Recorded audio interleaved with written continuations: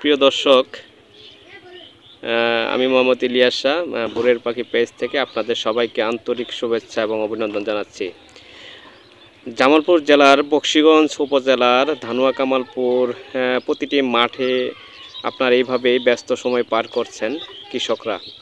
সুপ্রিয় দর্শক, আপনারা যারা গ্রামের দৃশ্য দেখতে চাচ্ছেন, যে শহরের মানুষ যারা ব্যস্ততার সময় গ্রামে খুব একটা আসা হয় না, তাদেরকে এই ভিডিও ধারণ করে দেখানোর চেষ্টা করছি আমি মোহাম্মদ ইলিয়াস শাহ।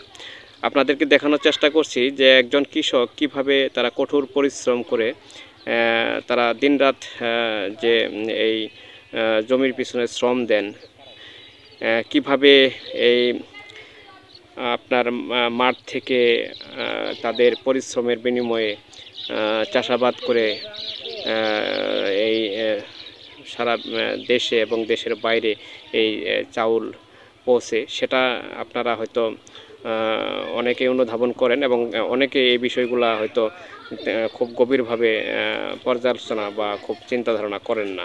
আপনারা তাদের উদ্দেশ্যে বলছি যে একজন কৃষক তাদের পরিশ্রম, কঠিন পরিশ্রমের বিনিময়ে তারা কিন্তু এই মাঠে তারা এই ধান চাষাবাদ করে যাচ্ছেন। এখন কিন্তু পুরা ভোর মৌসুম, আপনারা লক্ষ্য করছেন যে এখানে যে চাষাবাদ হচ্ছে, কৃষিকাজে এখন ব্যস্ত সময় পার করছেন।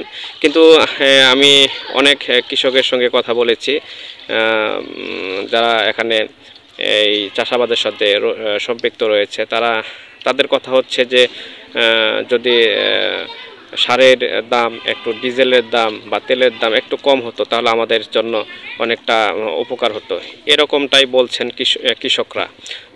গত বছর তো ধানের ফসল যে হিসেবে পাইছিল, তুই হিসেবে আবার সারের দাম বেশি, ডিজেলের টেহা দাম বাড়াইছে, আঙ্গর যে মুশকিলে হয়ে গেছে গা সংসার আবাদ করা, জটিল না আঙ্গর। সুপ্রিয় দর্শক, আপনারা জানেন যে এখন এই মৌসুম, এই ধান লাগানোর যে একটি মৌসুম চলছে, এখনকার যারা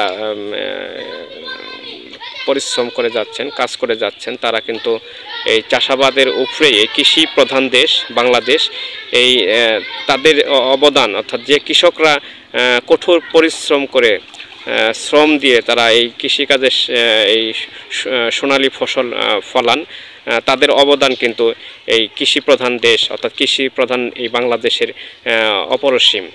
আসসালামু আলাইকুম ভাই।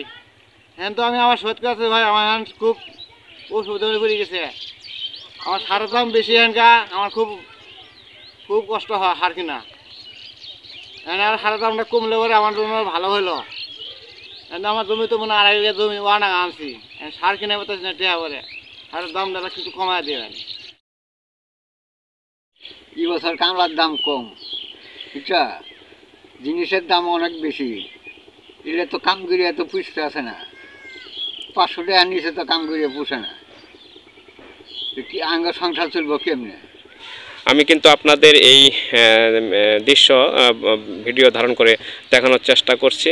আপনারা জানেন যে একজন কৃষক তার যে অর্থাৎ এই চারা রোপণ এবং এই চারা বীজতলা তৈরি করা এবং এই চারা রোপণ করা এবং আস্তে আস্তে একে লালন পালন করে বড় করা এবং একটা পর্যায়ে এই ধান কেটে ঘরে নিয়ে আসা, ততক্ষণ পর্যন্ত কিন্তু একজন কৃষক খুব চিন্তিত থাকেন যে সফলভাবে তাদের যে ধানগুলা অর্থাৎ গুলাই নিয়ে যাওয়া, এই যে একটি তাদের আশা আকাঙ্ক্ষা থাকে, অর্থাৎ শুরু থেকে শেষ পর্যন্ত এটা বিশেষ প্রক্রিয়ার মধ্য দিয়েই কিন্তু এই চাষাবাদ এবং একজন কৃষক কিন্তু করে থাকেন।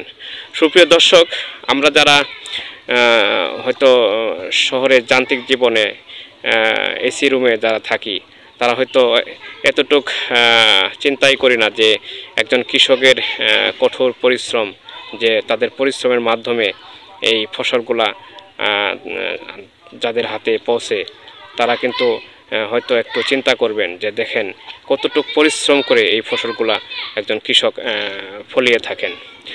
এই চিন্তা ধারণা এবং এই অনুধাবন বা অনুশোচনায় চিন্তা করার জন্য কিন্তু এই দৃশ্যগুলো আপনাদের দেখানোর চেষ্টা করছি। তো সুপ্রিয় দর্শক, এতক্ষণ যারা আমার ভোরের পাখি পেজে সঙ্গে রয়েছিলেন সবাইকে ধন্যবাদ দিয়ে আমি মোহাম্মদ ইলিয়াস বিদায় নিচ্ছি। আসসালামু আলাইকুম।